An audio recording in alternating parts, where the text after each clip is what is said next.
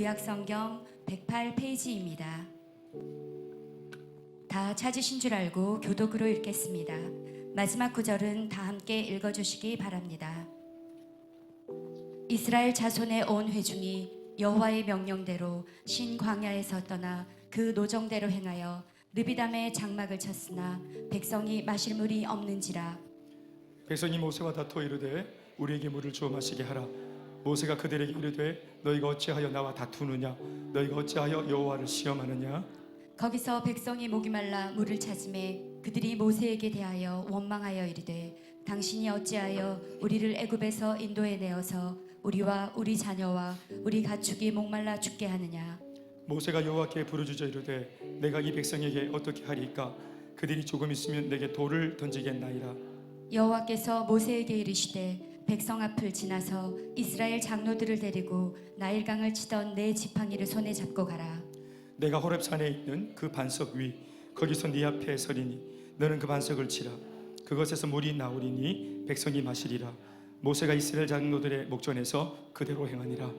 그가 그곳 이름을 마사 또는 무리바라 불렀으니 이는 이스라엘 자손이 다투었으며 또는 그들이 여호와를 시험하여 이르기를 여호와께서 우리 중에 계신가 안 계신가 하였음이더라.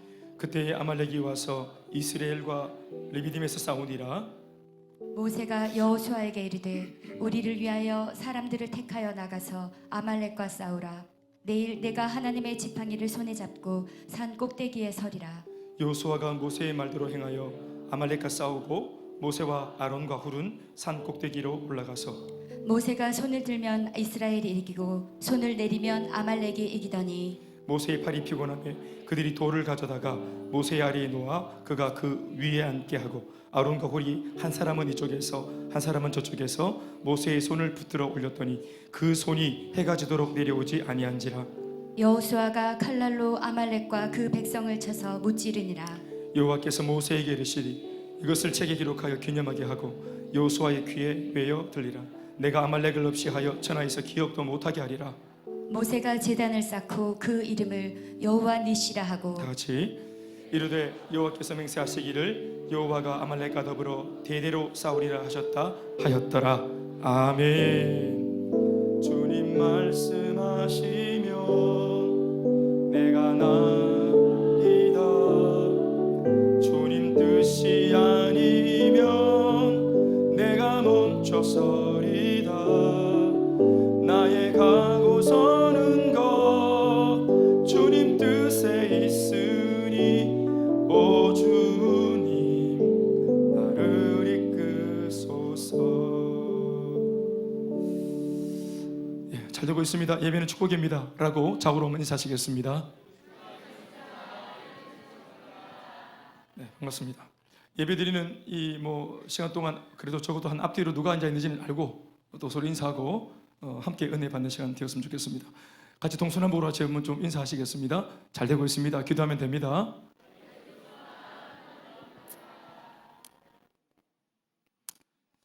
여호와 니시라는 이 말은 우리 하나님의 이름 중에 한 이름이에요. 우리를 위해서 미리 준비해 놓고 우리를 기다리시는 하나님, 여호와 이레의 하나님, 또 우리의 상함을 고치시는 치료하시는 하나님, 여호와 라파 하나님, 또 우리에게 평안을 주시는 우리가 죄 가운데 하나님을 배웠지만 하나님의 긍휼이 우리를 벌하지 않고 그래도 하나님의 인자와 자비로 우리를 덮어주시고 만나주셨다 해서 기드온이 사사시대에 하나님 만나서 지었던 그 지명의 이름 바로 여호와 뭐죠? 샬롬. 여호와 샬롬의 하나님, 하나님의 이름입니다. 여호와 니시라는 것은, 니시라는 단어는 깃발이라는 뜻입니다. 그러니까 전쟁터에서 승리하고 개선 장군이 이제 이겼다라고 하는 그 승리한 것을 상징하는, 우리 이겼다 하는 것을 상징하는, 뭐라고 적었는지 모르겠지만 그 당시에 우리 이겼다라고 하는 그 이제 내용을 담은 깃발을 높이 지켜들고, 그리고 개선 장군처럼 군대를 앞장세워서, 그리고 아주 그냥 용맹스럽게 이제 고국으로 귀향해서 돌아오는 그 군대의 모습, 의기양양하고 두려울 것이 없고 그칠 것이 없이 이제 방금 싸움을 이기고 우리를 위협하던 적들을 전부 다 섬멸하고, 그리고 사랑하는 아내, 또 사랑하는 아이들, 또 어르신들 품으로 고향으로 금이 환영하여서 돌아오는, 그때 지켜들고 돌아오는 깃발이 바로 이제 이 깃발을 말하는 것입니다. 그러니까 하나님께서 우리를 위해 싸우시고 모든 영적인 어떤 괴계들을 물리치시고 마귀의 모든 계략들을 물리쳐내시고 우리를 하나님의 사랑으로 건져내시고, 아멘이십니까? 여호와 니시, 그러니까 여호와 샬롬도, 여호와 니시도, 여호와 라파도, 이 모든 하나님의 이름이 상징하고 또 주목하고 있는 것은 다른 것이 아니라 바로 예수님의 십자가입니다. 예수님의 십자가에서 승리가 일어났죠. 아멘.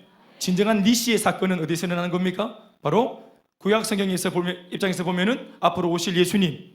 아멘.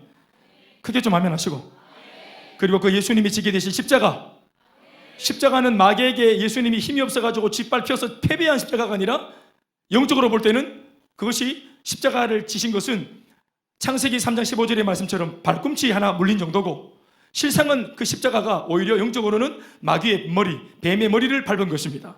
아멘, 아멘. 십자가는 마귀 입장에서는 예수님의 목줄을 자기가 끊은 줄 알았는데 사실은 발꿈치 하나 문 정도.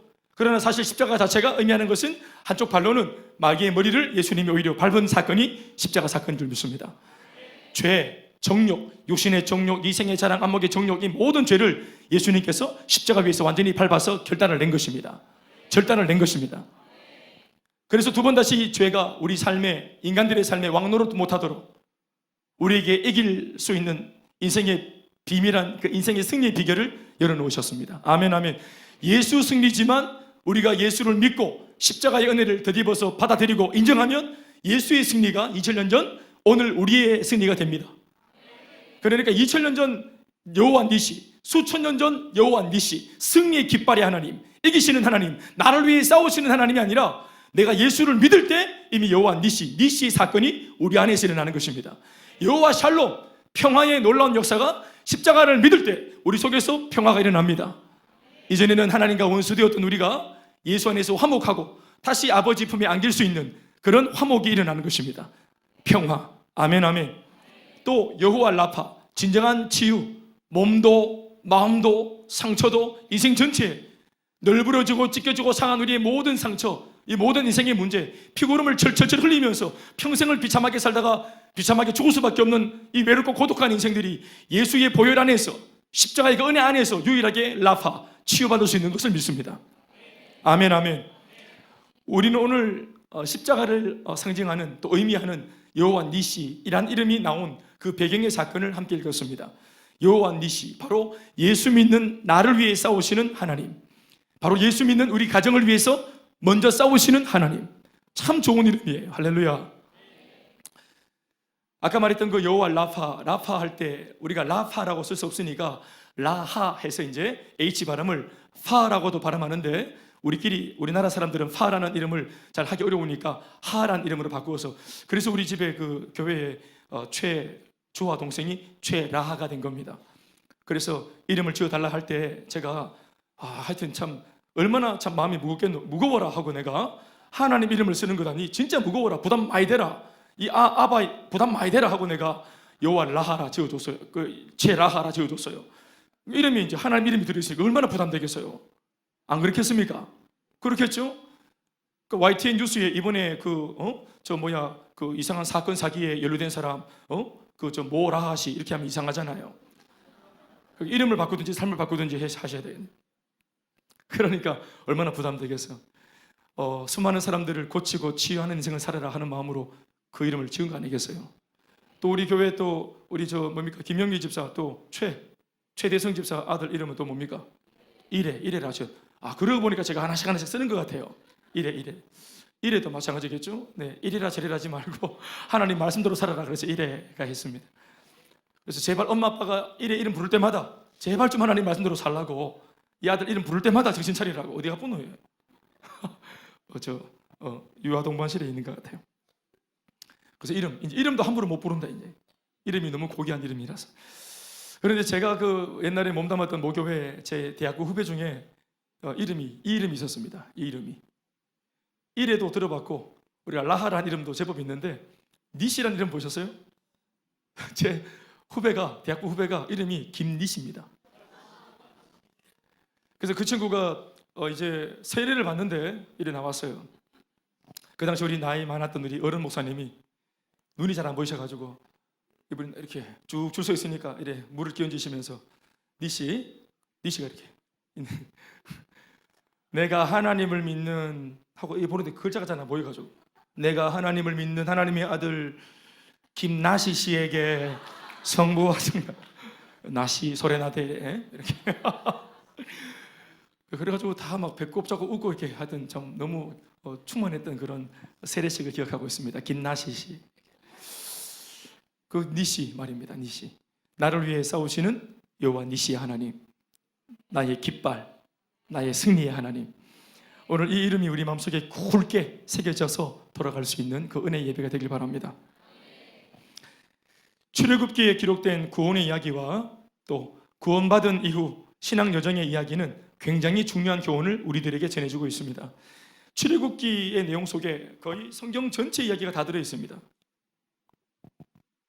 성경 속의 또 다른 성경입니다. 출애굽기 안에 예수 믿는 우리들의 인생이 예수 믿고 거듭나서 어떻게 살다가 어떻게 우리의 인생이 저물고 우리는 어떻게 예수 믿고 난 뒤에 구원받은 이후의 삶을 애프터의 삶을 어떻게 살아야 할지에 대해서 이 출애굽기에 다 적혀 있습니다. 그리고 영광스러운 인생이 어떤 것인지, 예수 믿고 영광스럽게 산다는 것이 무엇인지. 우리는 예수 믿을 때 구원받는 것만 우리가 되게 점수를 많이 주잖아요. 예수 믿고 얻은 구원, 예수 믿을 때 받은 구원, 구원의 생명, 영원한 생명, 영생, 우리 이런 것들에만 많이 점수를 주고 주목을 하잖아요. 그런데 성경 전체를 들여다보면, 또 출애굽기를 들여다보면 예수 믿고 구원받은 그 구원의 감격에만 성경은 초점을 맞추지 않고 오히려 훨씬 더 많은 지면은 예수를 믿고 구원을 받고 생명을 얻은 우리 그 감격하고 노래 부르고 막 기뻐하는 그것 말고 그것 이후에 이제 살아야 할 앞으로의 삶들, 애프터의 삶들, 펼쳐지는 또 다른 삶들. 여러분 예수 믿고 구원받으셨죠? 예수 영접하고 다 구원받으셨죠? 입이 달싹 안 그리는 사람도 있네. 예수 믿고 구원받으셨죠? 하나님의 자녀가 되셨죠? 천국은 내 집이죠. 감사하시죠? 그 정말 감격적인 겁니다. 죽었다가 산 거 감사한 겁니다. 생명이 없다가 생명을 얻은 거 정말 감격적인 거예요. 나 이거 별로 여기서 시간을 낭비하고 싶지 않았는데 여러분 감격이 없는 것 같아서 좀 제가 또 좀 머뭇하게 됩니다. 이러니까 설교가 길어지는 거예요. 여러분 세월호에 그 문제 만나고 어려움을 당하였던 그 생명을 잃어버린 아이들의 부모들이 저 전라도 팽목항에서 목포 진주입니까? 전주 미안합니다. 목포, 진도 그 팽목항에서 얼마나 목 놓아 기다렸습니까? 목이 빠지도록 기다린 것은 아이들이 살아 들어오길 바랬던 게 아닙니다.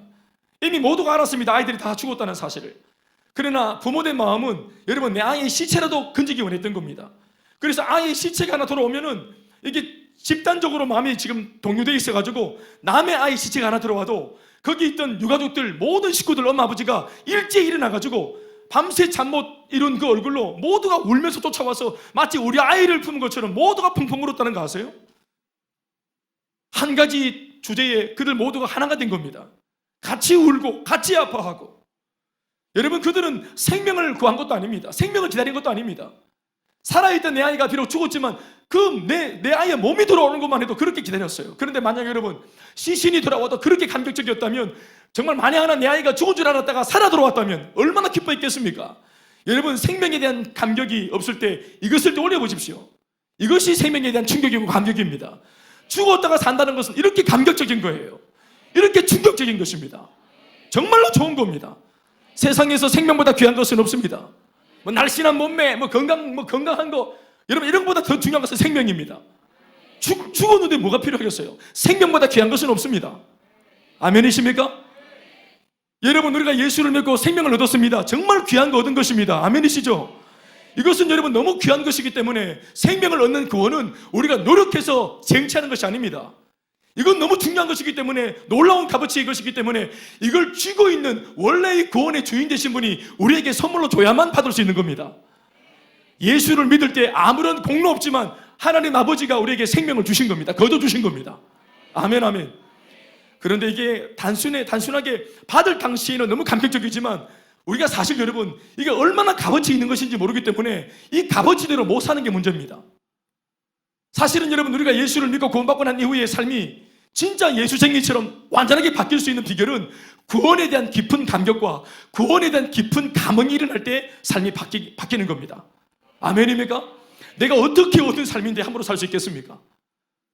없을 뻔했던 삶이 아니라 아예 없었던 삶인데 끝난 줄 알았는데 그게 보너스처럼 주어진 거예요. 새로 주어진 겁니다. 여러분, 하루하루가 다릅니다. 한 시간 한 시간이 다릅니다. 허투루 쓸 수 없습니다. 무엇보다 나에게 생명 주신 주님의 기쁨이 되고자 이 구원을 주신 주님의 마음을 우리가 아프게 하지 않으려고 애를 쓰며 살 겁니다. 동의하시면 아멘 하십시다. 그렇죠.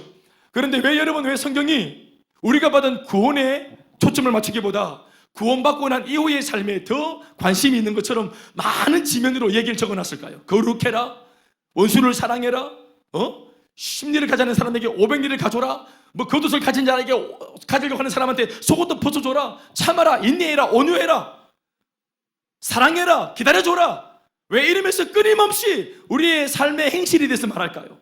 이미 구원 얻은 우리들을 모든 것을 가졌는데, 전부를 가진 우리들한테 왜 성경은 네가 받은 구원에 대해서 감격해라, 내가 너한테 준 구원에 대해서 고마워 좀 해라, 내가 너한테 구원을 줬으니까 날마다 나한테 와서 감사를 해라, 이런 것을 초점 있기보다는 오히려 역설적으로 하나님의 관심은 구원을 줘놓고도 또다시 우리들의 삶이 구원받은 사람다운 그런 사람, 하나님의 백성다움을 회복하기를, 하나님의 백성다움을 회복하기를, 그리스도인다움을 회복하기를. 그래서 멋지게 살다가, 빛나게 살다가, 과감하게 살다가, 그렇게 장렬하게 살다가 멋있게 마무리하고 내 품으로 돌아오라고, 그렇게 우리를 응원하고 있다는 사실을 기억하시기 바랍니다. 굉장히 많은 부분을 할애해서 말해요. 그래서 출애굽의 이야기도 보면은 우리가 홍해바다를 건넌다는 거, 이 홍해바다 횡단, 홍해바다 도하 사건이 오늘 우리가 말하는 구원의 사건에 해당되는 거예요. 오늘 지금 우리는 예수를 마음으로 영접하고 내 마음에 모실 때 홍해바다를 순식간에 건너는 사건이 이미 이루어지는 겁니다. 우리가 홍해바다를 다시 왔다 갔다 할 것이 아니고, 여기 있는 신천의 물을 막 퍼내는 것이 아니라 그냥 예수를 믿으면 홍해바다를 걷는 것으로 주님이 간주해 주시는 겁니다. 이전 것은 지나가고 새로운 내 인생이 펼쳐지는 것입니다. 그런데 여러분, 이게 너무 쉽게 일어나는 것 같으니까 이게 우리들의 삶에 큰 영향을 못 준다는 게 문제입니다. 사실은 구원의 사건은 굉장한 사건이고 우리에게 엄청난 축복이 일어난 건데, 사건이 일어난 건데, 이게 깊이 묵상되어지면 진짜 하나님의 말씀대로 구원받은 이후의 삶에 대해서 책임 있는 삶을 살아야 되겠다는 이 부분에 대해서 우리가 굉장히 진지해집니다. 제가 제자 훈련할 때 그래서 이런 말을 했어요. 우리가, 저를 포함해서 우리가 구원의 감격이 너무 얕고 너무 뜨겁지 못하고 밋밋하니까 자꾸 구원의 이 감격을 손에 쥐고도 이걸 누리지 못하고 묵상하지 못하고 자꾸 내 맘대로 사는 것 같다. 내가 받은 이 구원에 값을 못하는 것 같다. 난 그래서 하나님께서 두 번 다시 그럴 일은 없겠지만 크게 한번 가능만 하다면 우리를 그냥 이렇게 살다가 갑자기 예수 믿고 이렇게 건진 게 아니고, 예수를 딱 믿게 해놓고는 말씀을 읽어보니까 내가 예수 안 믿었으면 하마터면 지옥 갈 뻔했네. 정말 감사한 거였네, 민서가. 그렇지? 네가 구원받을 때, 처음 구원받을 때, 예수 믿을 때 이렇게 이게 비싸고 감격적인 것을 알고 믿었나? 몰랐지. 근데 덜컥 믿고 근데 남들이 귀한 거 아무나 믿을 수 없는 예수를 믿었다 하니까 그런갑다고 살았는데, 나중에 내가 성경책을 읽어보니까 하마터면 내가 큰일 날 뻔했네. 이걸 뒤늦게 알았지. 그런데 우리 삶이 잘 안 바뀐다, 그죠? 나는 그래서 우리 모두가 한 번씩 예수님께서 이렇게 그냥 바로 이렇게 구원하지 말고 그냥 이렇게 예수 안 믿고 죽어가고 그냥 지옥에 이렇게 들어가게 해가지고, 지옥에 들어가서 한 3일 정도 굽혀갖고, 살아생전 예수 안 믿었던 거 후회하고, 살아생전 내한테 예수 전했던 사람들 내가 괄시했던 거 후회하고, 그래가지고 막 진짜 심판이 있구나, 진짜 지옥이 있구나, 이 끝장이구나 하고 막 굽혀가지고 막 미치겠다 싶을 때, 막 거슬리갖고 막 죽겠다 싶을 때, 그럴 때 예수님이 문을 쫙 열고, 내 아들 저 명단이 잘못됐는데 저 강민석이 나와라 할 때, 아이고 아버지 하고 나왔을 때, 그래가 다시 인생을 허락해 주셨을 때 야가 함부로 살겠습니까? 예? 지난주에 지옥 갔다 왔던 그 유황불 냄새가 궁디에서 실실 났는데 또 죄를 짓고 막 이렇게 하겠습니까? 나는 그래서 우리가 그렇게 안 하고 지옥에 들어가기 전에 구원하셔가지고 우리가 감격이 없는가 싶어서 그 너나다가 꺼냈으면 어떻게 했는가 싶은 생각을 그냥 해봤더랬어요. 우리에게 있을 수 없는 일이지만 저를 포함해서 우리가 받은 이 구원과 생명에 대한 충격과 감흥이 우리가 너무 떨어지고 그러니까 말이에요. 결국은 이 예배도 마찬가지 아니겠어요? 예배도 내가 받은 구원에 대한 감격 때문에 찬양이 나오고 기쁨이 나오는 거 아니겠어요? 그래서 여러분, 홍해바다 사건은 출애굽기 14장에 한 장 전체에 할애해서 지면에 기록되어져 있어요. 밤새도록 새벽에 동풍이 불어서 바다가 갈라졌고, 그리고 하나님의 백성들이 뒤에 애굽 병사를 뒤로 하고, 그리고 아주 그냥 당당하게 바닷길 사이로 걸어가지고 건너갔던 그 이야기, 이게 14장 전체에, 한 장 전체에 기록되어져 있어요. 그런데 홍해바다를 건너고 나서 구원받은 그들이 15장 전체에는 무엇을 했냐면은, 무엇이 기록됐냐면은 모세의 노래, 그리고 미리암의 노래, 그러면서 우리를 구원해 주신 하나님 앞에 구원의 감격으로 노래하는 그 찬양들이 기록되어져 있습니다. 한 장 전체에 찬양이 기록되어져 있어요. 모세의 시편입니다. 미리암의 시편입니다. 출애굽기에 있는 시편입니다. 그들 모두가 방금 나를 구원하신 이 구원의 감격에 완전히 동화되어서 찬양 인도자가 따로 있고 월심 리더가 따로 있는 것이 아니라 모두가 누구 할 것 없이 저마다 손을 높이 들고 방금 나를 구원하신 주님 앞에, 자기가 직접 눈으로 목격한 이 사실 앞에 감동해서 15장 전체를 노래를 불렀습니다. 할렐루야! 그게 예배지요. 아멘이십니까? 앞에서 막 인도자가 있고 막 기타로 막 드럼으로 시르고 막 이래가 막 불지피고 이렇게 하는 게 아니고, 마음의 감동을 막 고조해가지고 막 하나님께 하는 게 아니라 누가 할 것 없이 모두가 막 저절로 하나님께 영광, 하나님께 영광 나오는 것입니다. 할렐루야.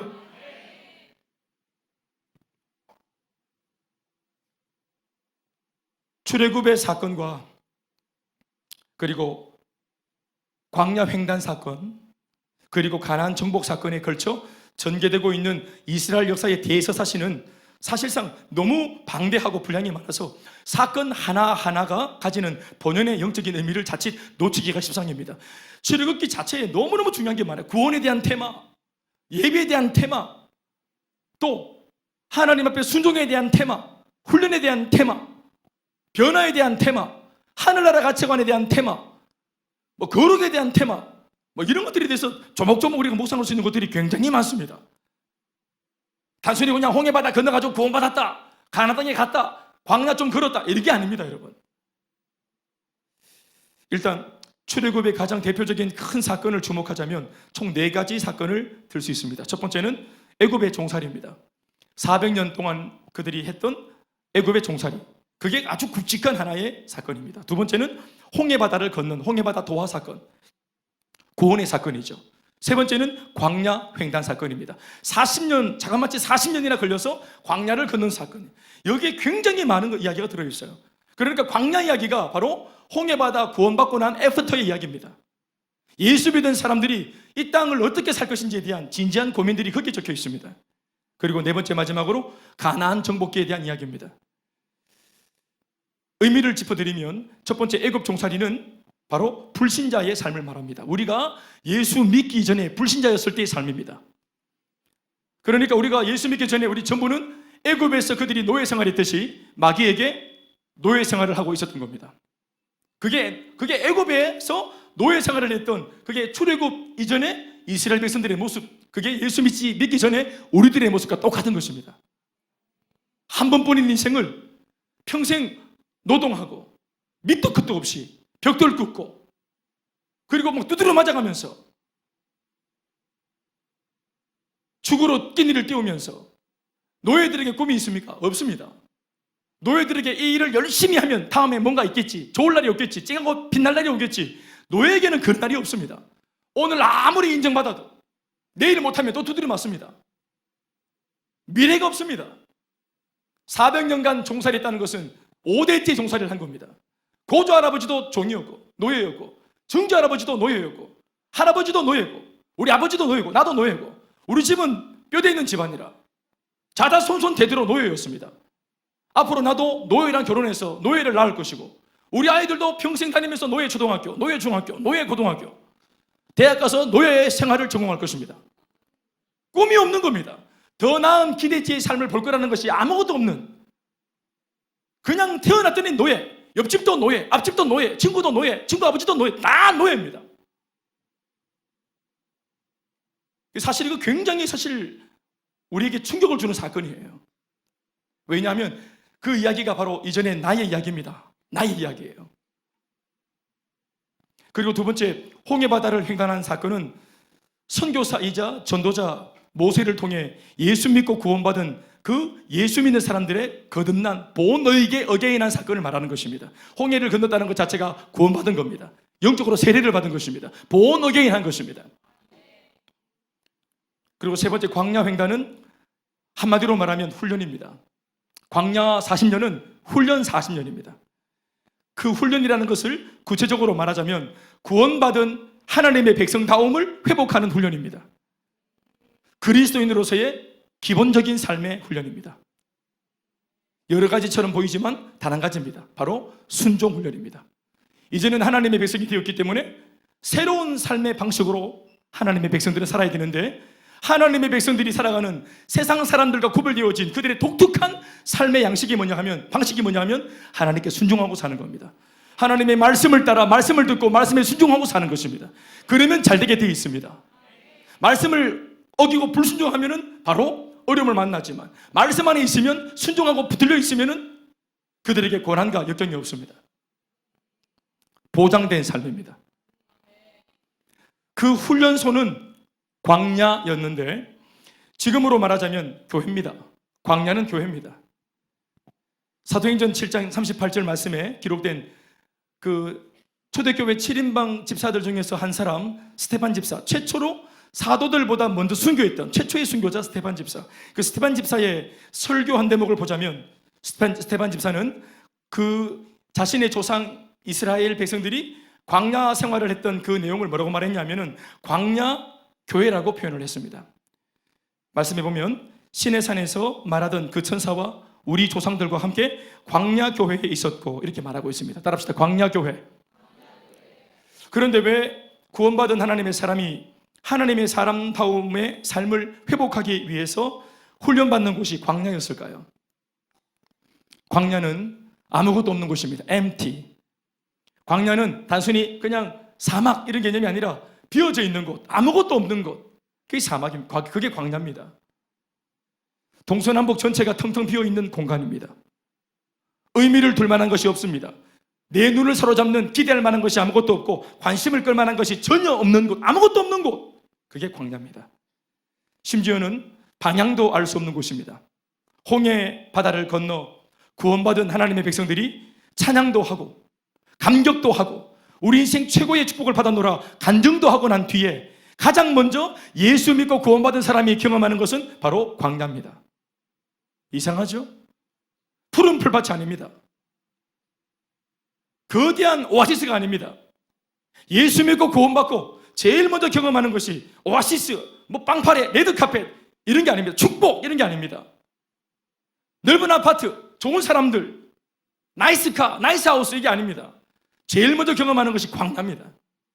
홍해가 딱 끝나고 찬양을 막 부르고 그리고 막 예배 다 끝나고 아멘하고 딱 돌아서니까 광야가 쫙 있습니다. 그때 모세가 당황하는 것입니다. 모세도 당황하죠. 굉장한 일이 일어날 줄 알았습니다. 홍해바다 건너면 예수 믿으면 굉장한 일이 일어날 줄 알았습니다. 그런데 제일 먼저 경험하는 것이 광야입니다. 아무것도 없어요. 하지만 이 광야가 오늘 예수 믿고 거듭나고 구원받은 그리스도인들에게 유익합니다. 하나님께서 그것을 아십니다. 광야는 아무것도 없는 곳입니다만은 실상은 아무것도 없는 곳이기 때문에 오히려 하나님으로만 꽉 채울 수 있는 곳이기도 합니다. 하나님으로 가득 채울 수 있는 기회가 주어지는 마당입니다. 이전 애굽 시절에는 그 주변에 얼마나 화려한 것들이 많았습니까? 애굽은 그 당시 최고로 발달된 화려한 도시국가였으므로 사람들의 시선을 끄는 것들이 얼마나 많았는지 모릅니다. 그러나 생각해 보세요. 그 화려한 것들, 빛나는 것들 속에 하나님은 정작 안 계셨고 하나님이 없는 이스라엘 백성들은 그 빛나고 화려한 도시 안에서 정작 노예로 비참한 삶을 살고 있었습니다. 화려하고 빛나는 것들과 내 삶이 아무 상관이 없었습니다. 지금은 비록 그때와 달리 아무것도 없는 비어져 있는 광야에 있지만 온 천지가 하나님으로 가득한 은혜 속에 그들은 놓여 있으니 이 광야야말로 천국입니다. 무엇보다 이 광야가 의미하는 영적인 의미는 가치관의 변화라는 측면에서 우리가 이 광야가 그리스도인들에게 참으로 유익하다는 사실을 우리가 알게 됩니다. 이제 하나님의 구원의 은혜 속에 우리가 새로운 사람이 되었습니다. 그들은 새로운 신분이 되었습니다. 이제는 애굽의 종이 아니라, 노예가 아니라 신분이 바뀌어서 하나님의 백성이 된 겁니다. 아멘이십니까? 죄의 종에서 하나님의 아들과 딸이라는 신분의 강력한 변화가 일어났습니다. 아멘이십니까? 이 신분의 변화는 예수를 믿을 때 일어나는 겁니다. 신분의 변화 말이에요. 그러나 신분의 변화로 사람이 나만 달라진 것이 아니라 실제로는 그 사람이 가지고 있던 꿈, 그 사람이 가지고 있던 이전의 야망, 비전, 인생의 방향성, 이게 전부 다 같이 바뀐 겁니다. 본인이 그것을 알고 결단했든 말았든 그 사람 자체가 완전히 새 것이 되었다고 말할 때, 이전 것은 지나갔다 말할 때 뭐만 지나간 게 아니고 죄 짓던 노예 생활하던 나의 신분만 지나간 것이 아니라 그 노예로 있을 당시에 가지고 있던 타락한 야망들, 세속적인 꿈들, 이것들도 다 지나간 겁니다. 왜 그걸 지나가게 하셨을까요? 하나님이 새로운 꿈을 주시려고 말입니다. 그게 뭡니까? 적과 꿀이 흐르는 가나안 땅을 정복하는 꿈입니다. 이전에 노예 때는 꿈도 못 갔던 것, 정복이란 말과 노예는 어울리지 않습니다. 본인이 정복을 당했기 때문에 노예가 된 건데요. 그런데 오히려 노예가 역전되어져서 자기가 누군가를 정복하고 땅을 다스리는 꿈을 꾸게 된 것입니다. 아멘이십니까? 이제는 이 땅의 가치관으로 세상을 사는 것이 아니라 하늘나라 가치관으로 이 세상을 살게 된 것입니다. 이것은 놀라운 기회입니다. 하나님이 주신 기회입니다. 그렇게 살 수 있도록 주신 축복이자 기회입니다. 그러니 하늘나라 가치관으로 바라보는 이 세상의 모든 것은 이전과 같은 입장으로 우리 자신을 세속적 야망 안에 묶어둘 수 없음을 알게 되는 것입니다. 그러니 예수 믿는 우리들에게 이 세상은 광야가 되는 겁니다. 실제로는 여러분 빌딩이 있고 화려한 것들이 있고 빛나는 것들이 있지만 사실은 제가 말한 것처럼, 김 목사가 말한 것처럼 비워져 있지 않습니다. 내가 예수 믿었다고 세상에 갑자기 광야가 되는 겁니까? 빌딩을 주님이 쓰러뜨립니까? 아닙니다. 내가 예수 믿어도 그대로 모든 것이 존재합니다. 세상 사람들은 자기의 야망을 쫓고 자기의 꿈을 쫓으면서 지금도 경쟁하듯 열심히 살고 있는 이 경쟁 구도의 세상이 그대로 놓여져 있습니다.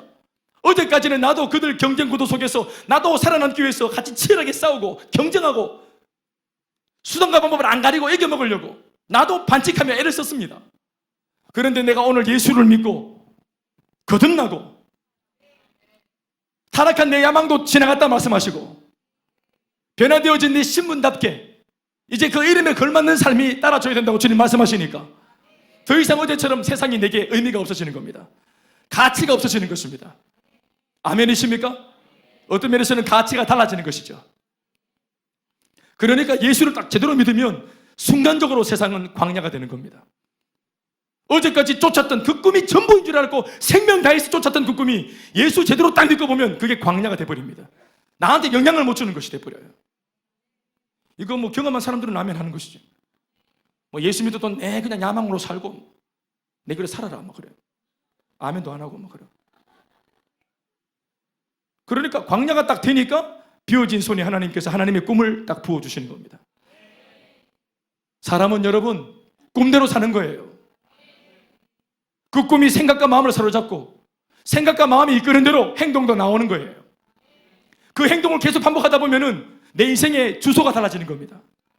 야망을 쫓고 죄를 지어도 나는 야망을 이룰 테야. 그리고 그냥 불나방처럼 살면 어느 순간 돌아보면은 나를 아끼고 사랑하는 사람들은 전부 다 떠나고 없고 나 혼자 밤거리 외롭고 그냥 처량한 그런 불나방이 되어서 타다만 날개를 뒤로 하고 외롭게 고독하게 혼자 널브러져 있는 꼴을 보게 되는 것이에요.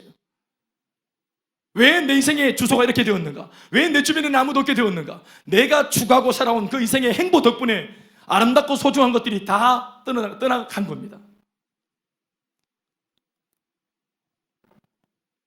그래서 악한 사탄은 요한복음 10장 10절의 말씀처럼 도둑질하고 죽이고 멸망시키면서 우리 인생을 조금씩 도둑질하면서 멸망길로 이끌어가는 겁니다. 홍해바다를 건넌 사람은 홍해바다를 건넌 사람다운 삶이 따로 있습니다. 그래서 광야에 집어넣어놓고 아무것도 없게 해놓고 거기서부터 하나님의 말씀으로만 사는 법을 배우게 하시는 겁니다. 하나님의 말씀, 광야기 때문에 내가 욕심 못 냅니다. 광야기 때문에 내가 주장 못합니다. 고집 못 부립니다. 모세가 동쪽으로 하는데 싫어! 불순종할 테야. 왜 내가 네 말을 들어야 돼? 난 서쪽이 땡긴다고 하고 서쪽을 가면 죽습니다. 광야는 돌이키지 못합니다, 여러분. 유턴 이런 게 없어요. 길이 있습니다. 방향이 없습니다, 방향이. 그러니까 낮에는 하나님께서 구름 기둥으로, 밤에는 불 기둥으로. 아멘. 타이밍 놓친 거지. 하나님이 낮에는 구름 기둥으로. 이거 바뀌면 안 됩니다. 낮에는 불 기둥으로. 다 굽히 주고 보니. 낮에는 구름 기둥으로, 밤에는 불 기둥으로. 낮에는 타죽지 않도록, 밤에는 얼어 죽지 않도록. 하나님이 때마다 시마다 우리를 이끌어 가시는 그 하나님의 가이드를 받아 따라가야 되는 것입니다. 따라가고 싶든지 안 싶든지 생존하고 꿈을 이루기 위해서는 하나님만 붙쫓아야 되는 겁니다. 그게 좋은 시절입니다. 광야 시절이 좋은 시절입니다. 그게 좋을 때입니다. 일거수일투족, 내 모든 선택의 중심이 오셔서 이렇게 해라 저렇게 해라 말씀을 주실 때가 좋은 시절입니다. 왜 하나님은 말씀하시고 따르게 하십니까? 한 가지의 근육을 만들어가는 겁니다. 말씀을 주시고 우리는 말씀을 듣고 따라가야 되죠. 요 반복 속에서 우리에게 이전에 없던 근육이 생깁니다. 그게 뭘까요? 그 근육 이름이 뭘까요? 오, 신집사님, 본인의 고백대로 살지어다. 네, 순종이죠. 순종의 근육이 생깁니다. 여러분 돌아보면은 그들이 순종을 못하는 사람들이 아닙니다. 이스라엘 백성들이 순종을 진짜 잘 못했거든요. 그런데 순종을 정말 잘했던 사람들이에요. 과거에 화려한 이력이 있어요. 언제? 애굽에서 얼마나 순종을 잘했습니까? 애굽 병사들 앞에 그들이 덜 맞으려고, 주간 그릇 더 타먹으려고, 빌부터 가지고 잘 보려고, 벽돌 굽어! 그러면 네! 하고 벽돌 막, 벽돌 2개나 굽어 싸움나이다! 그러면서 막, 셋내가 벽돌을 3개를 굽게 싸움나이다! 그러면서 시킨 것보다 더 하고, 더 열정으로 창의적으로 접근하고, 벽돌을 굽었으니 쌓아볼까요? 이러면서 막 안 시키는 것도 막 하고,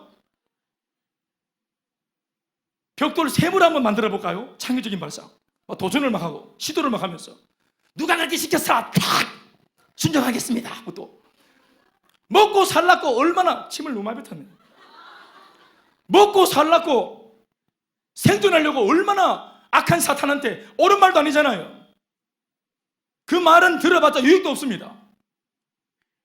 하나님을 기쁘게 하는 것도 아닙니다. 내 인생에 기쁨도 없습니다. 그런데 생존하기 위해서라도 우리가 얼마나 말 잘 듣고 살았어요. 우리 직장 가서 아무리 속이 뒤틀려도 얼마나 우리 직장 상사 말 잘 듣습니까? 순종! 얼마나 잘합니까? 그런데 100% 나를 위하시고 100% 나의 유익을 위하시는 하나님의 말씀은 이걸 우리가 잘 안 듣는 겁니다. 안 들으려고 하는 겁니다. 우리 속에 있는 그 반골 기질들, 야단 기질들, 삐딱한 삐딱한 기질들, 이런 것들이 계속 그렇게 세상 앞에서는 찍도 못하다가, 내 목줄 쥐고 있는 사람들 앞에서는 이 반골 기질 이거 나오지도 못했다가, 용기도 못 냈다가, 만만한 게 하나님이에요. 만만한 게 교회고, 만만한 게 셀리더야. 그러니까 불순종하는 게 불순종. 일주일 동안 원치 않는 순종을 했던 상처를 우리 교회 집사님, 장로님, 권사님한테 다 푸는 기라 이게. 만만한 게 엄마 아버지라. 엄마 아버지한테 막 그냥 할 수 있는데 일부러 안 해보면 어떨까? 과연 이걸 좀 안 해보면 어떨까? 안 하는 그 기쁨은 어떨까? 기쁨은 어떨까? 알고 싶어. 그래 안 해보고 막 불순종하는 거. 악은과 적군을 좀 구분 좀 하이소. 아멘 좀 하이소. 남편이 악원입니까? 적군입니까? 대답하지 마세요. 예를 잘못 든 것 같습니다. 옆집 아저씨 말은 잘 들으면서, 아주머니 안녕하세요. 아주머니 오늘 화장이 약간 좀 짙은 것 같아요. 어머 그래요? 제가 좀 이렇게 바빠가지고 세상에. 그날부터 주의하는 거예요. 옆집 아저씨가 그 내려준 오다를 잘 받아 순종하려고. 남편이 여보 당신 눈썹이 좀 삐딱해졌다. 삐딱했다. 내 눈썹을 뽑아버릴 거고 말 거다. 내가 니한테 판단하라 했나? 이러면서.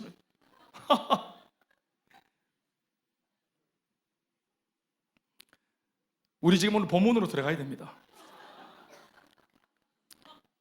저희 교회 초신자들이 많아서 항상 설교할 때마다 이 배경을 좀 설명하고 들어가는 제 버릇이 있는 거 아시죠? 그런데 이게 들어보면 다 도움이 됩니다. 저도 좀 하여튼 마음이 많이 바쁩니다 지금. 은혜가 되시죠? 재미있는 이야기고 참은혜로운 이야기 아니겠어요? 그러나 분명히 해둬야 할 것 한 가지는, 광야 교회에서의 훈련의 목적은 교회 안에서의 삶으로만 그치는 것이 아니라 결국 네 번째 주제인 가나안 정복으로 이게 이어져야 한다는 것입니다. 아멘, 아멘. 가나안은 세상을 의미합니다. 이미 강력한 세력들이 이미 견고한 진을 형성해서 뿌리내리고 살고 있는 그 땅을, 이미 주인이고 임자가 있는 그 땅을 하나님의 사람들이 하나님의 뜻이 이 땅에도 이루어질 수 있도록, 그 땅 전체가 하나님을 예배할 수 있도록 만들기 위해서 복음으로 차고 들어가서 해방과 독립을 시킬 목적으로 그 땅을 정복해 줘야만 하는 것입니다. 그런 의미에서 가나안 정복을 지금의 우리 언어로 표현하자면 전도와 선교라고 말할 수 있는 것입니다. 할렐루야. 여러분, 가나안을 정복하는 것이 어떤 면에서는 목적입니다. 홍해 바다를 건너서 구원받는 것은 사실 선물로 받았습니다. 그들의 공로가 아닙니다. 그러나 그들이 더 힘쓰고 했어야 될 것은 뭐였습니까? 가나안 땅을 정복하는 겁니다. 가나안 땅은 아무나 정복하는 게 아닙니다. 하나님의 말씀에 완벽하게 붙들려서 하나님이 앞에 서고 하나님께서 명령을 내리고 손짓하는 대로 착착착 움직일 수 있는, 팀워크를 맞출 수 있는 사람만 가나안 땅을 정복할 수 있습니다. 가나안 땅은 여러분 절대로 힘의 논리로는 정복 못합니다. 그래서 그 땅은 이미 아낙 자손들이, 골리앗의 선배들이 이미 자리를 다 찾고 있었습니다. 힘으로는 이 땅 못 뺐습니다. 그런데 이 아낙 자손보다 더 강력한 하나님, 더 위대하신 하나님은 그 땅을 젖과 꿀이 흐를 수 있는 땅이라고 본 겁니다. 패역한 자들이 잡고 있는 땅이지만 하나님을 믿는 백성들이 하나님의 말씀대로 그 땅에서 살면 그 가나안 땅, 먼지 풀풀 나는 그런 가나안 땅도 젖과 꿀이 흐르는 땅이 될 수 있습니다. 젖과 꿀이 흐른다는 것은 진짜로 막 밀크, 허니가 흐르는 땅을 말하는 게 아닙니다. 밀크, 허니의 땅이 아니고 하나님의 백성들이 그 땅에서 주인 되어 살고 하나님의 말씀에 통치받고 사는 땅이 되어지면은 그곳이 하나님 나라가 되는 것입니다. 하나님의 나라가 된다는 뜻을 젖과 꿀이 흐른다고 표현한 것입니다. 아멘, 아멘. 그러니까 하나님이 이 땅을 살리기 위해서, 또 이 땅을 하나님 나라로 만들어서 자자손손 이 땅에서 태어나는 모든 사람들이 하나님만 예배하는 백성이 되게 만들기 위해서 이 땅은 이스라엘 백성들이 반드시 하나님의 말씀대로 살아서 정복해 줘야만 되는 것입니다. 구한말 1330년 전에 외국인 선교사들이 이 땅에 와서 이 땅을 복음화 시켜주고 복음으로 정복해 줬기 때문에 오늘 그 후세대인 우리들이 마음 놓고 예수를 믿는 겁니다. 그들은 피를 흘렸지만 우리는 여러분 피 흘리고 예수 믿지 않잖아요. 그들은 생명을 걸고 예배 드렸지만 우리는 웃으며 예배 드리잖아요. 오늘 우리가 이렇게 행복하게 예배 드릴 수 있는 좋은 환경 속에 놓여있는 까닭은 앞선 세대가 정복해 줬기 때문에 그런 겁니다. 이 땅을 정복해 줬기 때문에 그런 거예요. 하나님의 나라로 만들어 줬기 때문에 젖과 꿀이 오늘 우리에게 흐르는 것입니다. 오늘 우리의 대적과 싸운다면, 오늘 이 시대의 악한 영들과 싸워준다면 우리 다음 세대가 소망이 있는 거예요. 그들에게 더 큰 젖과 꿀이 흐르는 놀라운 땅이 제공될 것입니다. 나라가 뭐 어지럽다, 국제 정세가 어지럽다, 트럼프, 김정은 복잡하다, 아베와 복잡하다, 지금 막 동쪽과 서쪽이 복잡하다, 이런 말 많이 하고 그렇게 우리 관심 있는 분도 많겠지만 여러분, 결국은 뭡니까? 하나님께서 이 나라를 보호하십니다. 하나님이 보호하사 우리나라 만세입니다. 우리가 뭐 그냥 막 한다고 뭐 바뀌는 게 아닙니다. 하나님이 바꾸시는 겁니다. 지금까지도 여러분 보십시오. 적박한 이 땅에 일제강점기로 36년간 짓밟혔던 나라 아니겠어요? 6.25 동란도로 모든 것이 제때매가 된 나라 아니겠어요? 전쟁은 끝났지만 가난했고 먹을 것이 없었습니다. 도전의 것도 없었습니다. 뭐가 있었습니까? 하나님께서 은혜를 주시니까 나라가 이렇게 올라온 겁니다. 하나님이 복을 주셔서 잘 나온 겁니다. 이렇게 회복이 된 것입니다. 복음입니다. 여러분, 복음. 하나님의 은혜입니다. 다 같이 아멘 하십시다. 여러분, 개인도 보세요. 여러분, 집안도 보십시오. 우리가 노력했을 때가 있었지만 하나님 믿고 정말 순종했더니 얼마나 주님이 순풍을 불어주셨습니까? 그렇게 안 되던 남편의 변화가, 그렇게 안 되던 나 자신의 변화가 예수 안에 몸을 담그니까 순식간에 일어나지 않았습니까? 어떤 분들은 또 지금 일어나고 있고, 또 이것도 아니면 앞으로 일어날 줄 믿습니다. 뭐 그래서 지금 아멘이 안 되는 겁니까? 사랑하는 여러분, 가나안 땅을 정복하는 것은 얼마나 순종할 수 있는가, 순종의 능력이 곧 가나안 땅 정복의 능력입니다. 그러니까 그들은 철저하게 순종의 사람이어야 되는데 이 노예 근성이 있는 바람에 먹고 살려고 안 두드려 맞으려고는, 그 비굴하고 세속적인 그런 어떤 꿈을 이루기 위해서는 그렇게도 악한 자들에게는 잘 굽신거리고 복종했던 그들이 나를 사랑하시는 아버지의 사랑의 음성 앞에서는 그렇게 우리가 복종하지 않는 겁니다. 이게 진짜로 이상한 겁니다. 하나님은 사랑이시잖아요. 내 아버지시잖아요. 400년간 절망의 구렁텅이에 있던 나에게 80살 먹은 노인 모세를 굳이 보내셔서 우리에게 살 소망을 열어주시고 홍해 바다를 기적으로, 그들이 기적 같은 바다가 이렇게 서 있는 이 마른 길을 걸으면서 와, 이게 생시가 꿈이가 하면서 그렇게 이 감격을 체험했던 사람들 아닙니까? 모두가 간증이 있는 사람들 아닙니까? 그 사랑을 온몸으로 받았던 그들이 오늘 하나님께서 나를 위해 하시는 말씀을 듣는 것이 기쁘지 않았던 겁니다. 그러나 그렇게 해서는 절대로 가나안을 정복하지 못합니다. 예수를 믿었습니다. 홍해를 건넜습니다. 그러나 더 중요한, 아까도 말했지만 훨씬 더 많은 지면에 할애해 놓은 내용들은 홍해 바다를 건너고 난 이후에 그들의 삶의 행보입니다. 그러나 실망스럽게도 40년간 광야에서 철저하게 훈련받았던 훈련의 과목은 한 가지입니다. 순종훈련입니다. 이 순종이 40년간 안 됐던 겁니다. 뼛속 깊숙이 박혀있는 반골기질, 먹고 살만할 때 나오는 내 속에 있는 삐딱한 기질들, 지금 우리가 가난하고 헐벗고 어렵고 도움을 받아야 되는 입장이니까 이렇게 사람들이 순수해 보이고 착해 보이는데, 등 따시고 배부르고 좀 살만하고 차 좀 굴리면 목이 뻣뻣해지면서 아이고 목사님 자꾸 사람들 앞에서 내 과거 얘기하지 마세요. 그거 다 지나갔는데 자꾸. 지금은 내가 옛날 그 사람이 아닙니다. 이렇게 우리 중에 그런 사람이 있는지는 잘 모르겠습니다. 순종이 안 되는 겁니다. 사랑의 음성임에도 순종이 안 되는 것입니다. 고3 아이들이 참 순결하거든요. 고3 아이들이 참 깨끗하고 순결합니다. 왜요? 죄 지을 시간이 없습니다. 죄 지을 정신이 없다고. 고1, 고2보다 더 순결합니다. 그래서 우리 하는 고3 공부밖에 안 하고 참아가 참 됐다고. 그 마음속에 뭘 기다리고 있습니까? 대학만 합격해봐라. 나 불나방처럼 립스틱 짙게 바르고 짧은 치마 입고 난 떠날 거야. 엄마의 전화가 안 터지는 곳으로 나 멀리 날아갈 거야. 나 불나방처럼 불태울 거야. 젊음을 불태울 거야. 불금. 마음속에 하고 싶었던 것들 다 지금 다이어리에 다 적어놨습니다. 아들 해만 박혀보세요. 그래서 온 천지 캠퍼스 잔디밭이 전부 다 막 막걸리판이고, 토해가지고 막 그 모든 잔디들은 그 대학생들의 토해인 오물들을 먹고 자란다니까. 잔디가 얼마나 강력한 잔디인지 몰라요. 지금 왜 그렇습니까? 지금은 죄질 형편이 안 되니까. 지금은 너무 빠듯하고 힘드니까, 짜치니까. 그러니까 죄가 마음에 안 들어오지. 죄가 안 짓고 싶은 게 아닙니다. 똑같은 정욕이 있고 우리 안에 똑같은 충동이 있습니다. 욕구불만이 있어요. 눌려있기 때문에 이게 뭔가 등 따시고 배만 불러봐라, 나도 한번 해보자 하는 이 마음이 우리 모두에게 있습니다. 그러나 여러분, 그래서 하나님께서 구원받은 그들 홍해바다를 딱 건넜을 때 마침표를 딱 찍으면서 됐다 하지 않고 오히려 이것은 한 지면으로 딱 정리해놓고는 훨씬 더 많은 내용을 놓고 구원받은 그들에게 하나님께서 규례와 율례와 말씀을 통해 하나님의 백성들은 이렇게 살아야 돼. 홍해바다 건넌 너희들은 이렇게 살아야 돼. 너희들이 이렇게 살지 않으면 애굽 백성들이 너희들을 짓밟았던 과거처럼 그만큼은 안 하겠지만 아말렉이 온다. 에돔이 와. 이 광야에 숨어있는 악한 깡패 같은 것들이 얼마나 많은지 알아? 너희들 그들한테 대통 당한다. 너희들이 더워.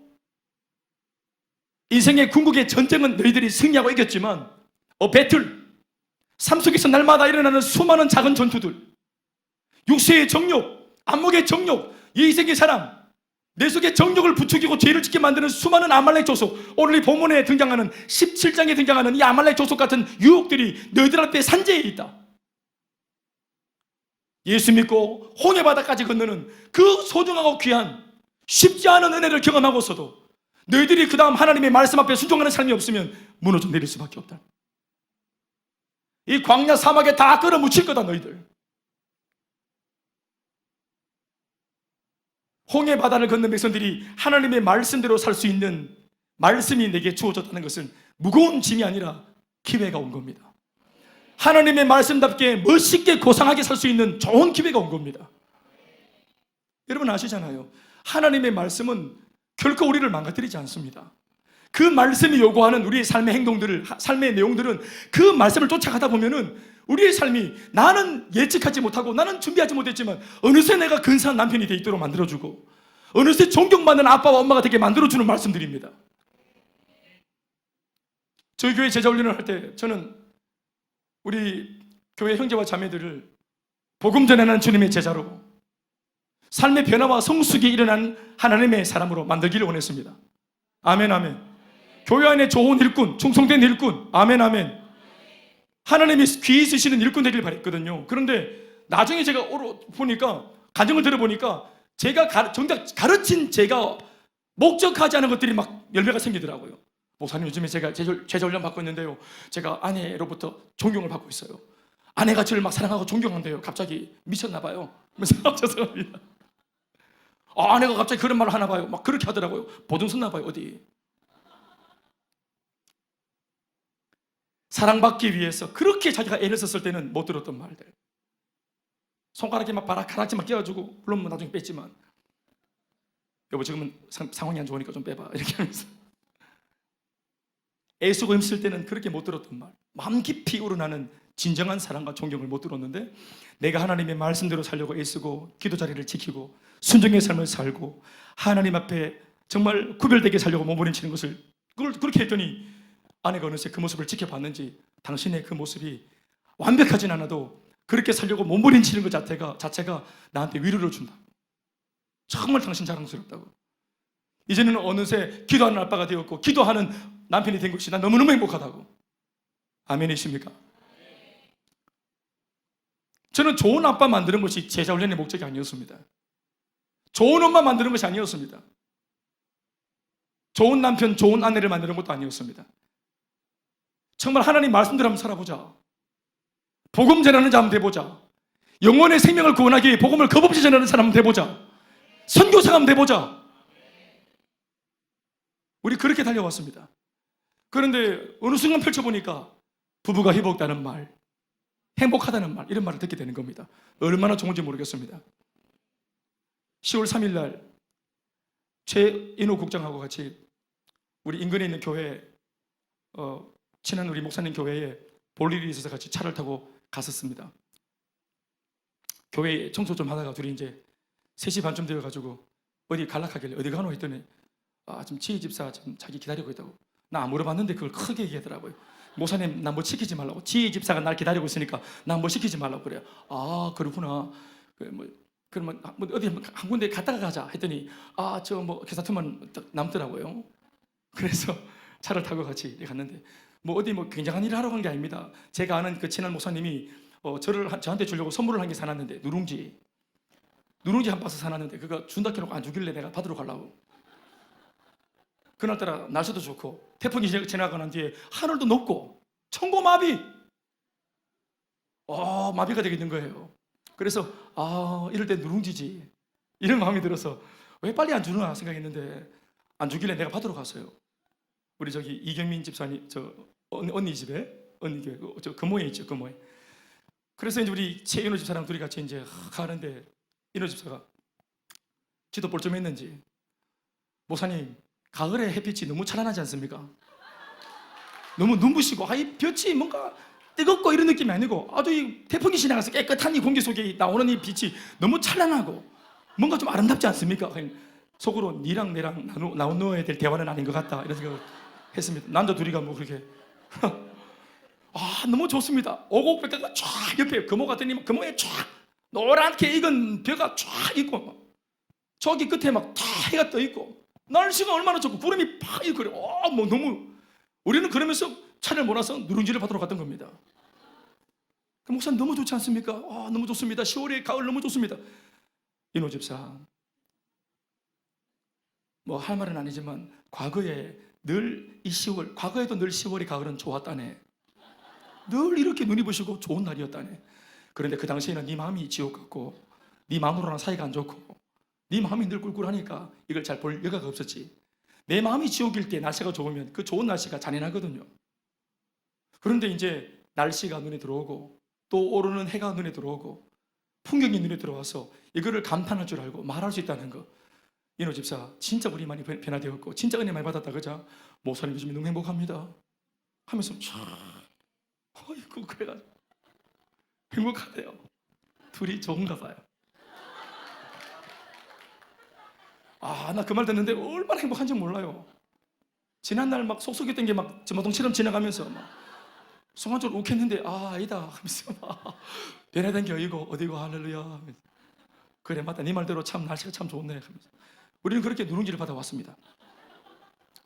깜빡한 것은 하나도 안 좋네. 제가 우리 집에 다 가져왔어요. 누룽지. 그러니까 순종하는 삶을 조금 살았더니 자기 말이, 제가 뭐 때문인지 모르겠지만 기도하다가 최 집사 교회 근처로 좀 이사를 좀 와라.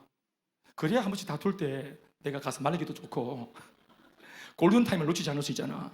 너무 멀리 있고 이러니까 칠곡에 그 경대병원 부인이 간호사니까 그 집만 가깝지, 그 직장하고 집만 가깝지, 그거 하나 유익하지. 몸 좀 덜 피곤한 거 그거 말고는 말이에요. 그러니까 함께 하자. 영적으로 함께 하자.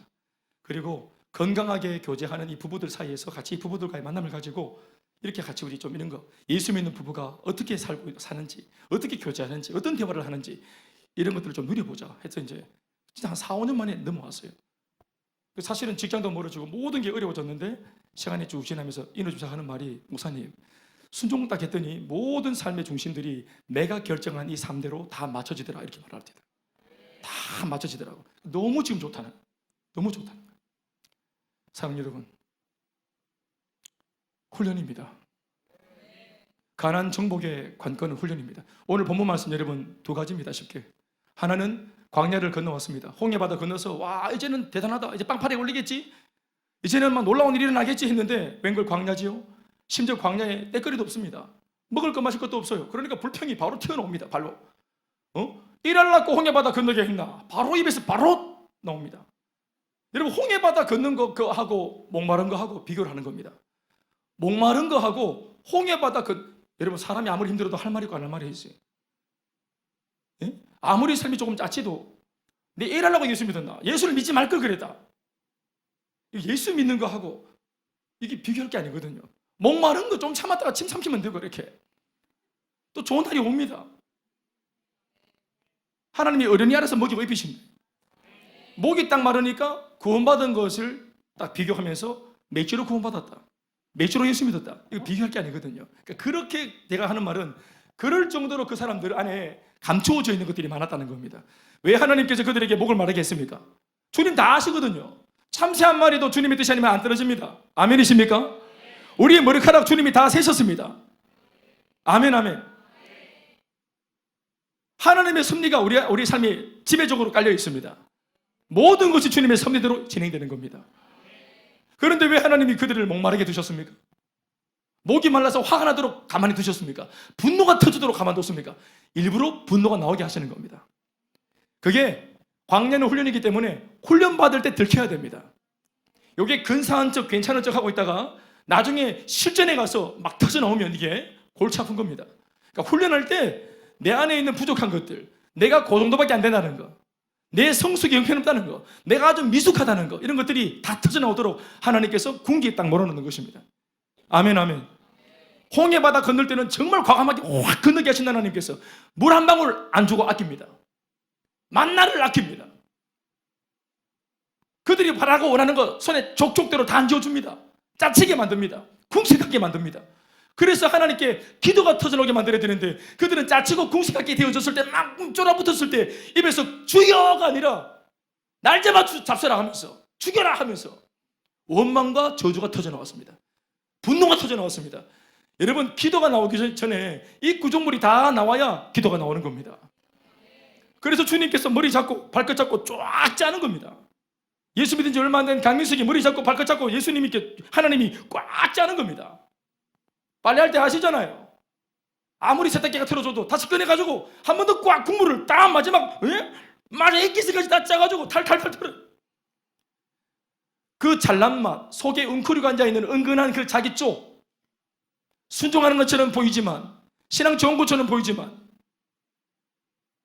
집안에 경제 문제 조금 생기면, 누구 한 사람 건강 때문에 좀 아프면 금방이라도 예수님이 주신 은혜, 구원 다 집어치우고 원망과 불평을 할 수 있는 그 강성이 농후한 우리. 그래서 하나님께서 먼저 짜치게 하셔서 우리 속에 있는 모든 분노와 원망이 다 터져나오게 하는 것입니다. 그게 막 터져나오면서 뭐 하시는 겁니까? 쪽팔리게 하는 겁니다. 쪽팔리게 하는 거예요. 부끄럽게 하는 겁니다. 내 나이 먹고 이거밖에 안 된다는 거, 이거 만천하에 다 공개되도록 만들으시는, 탈탈탈 털어버리신 주님이. 그렇게 하고 난 뒤에 완전히 없는 상태에서 하나님 앞에 바깥에도 광야지만 내 마음도 광야가 될 때까지, 바깥에도 비워져 있지만 내 마음도 다 비워질 때까지 완전히 털어버리는 겁니다. 그러니까 물 안 주니까 바로 원망이. 원래는 하나님 아버지 물을 주시옵소서 이러면 되는데, 일하려고 날 그래 나 죽여라 하는, 그렇게 할 건 아니잖아요.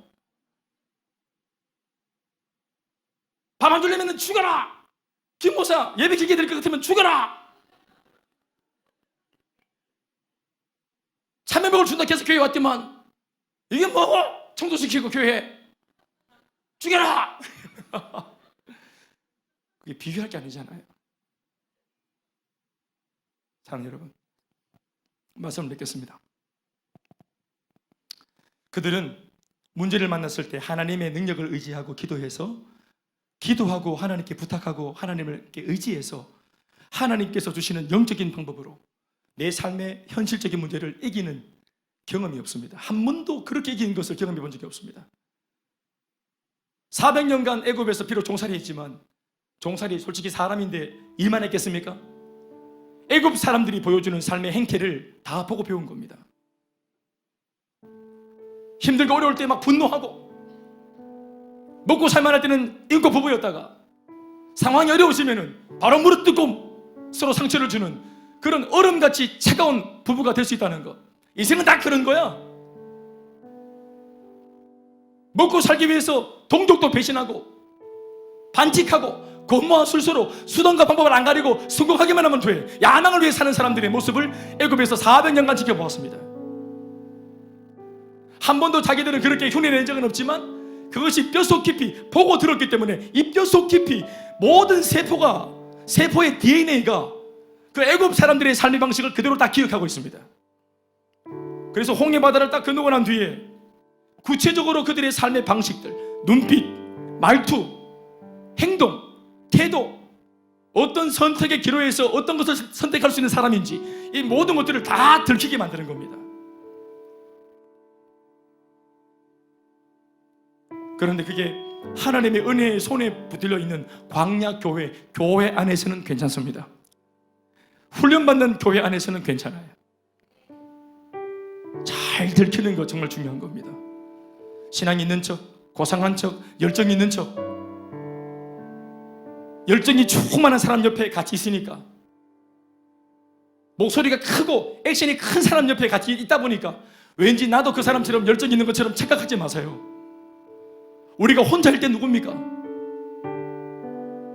우리가 혼자 있을 때 열정적인 예배자입니까?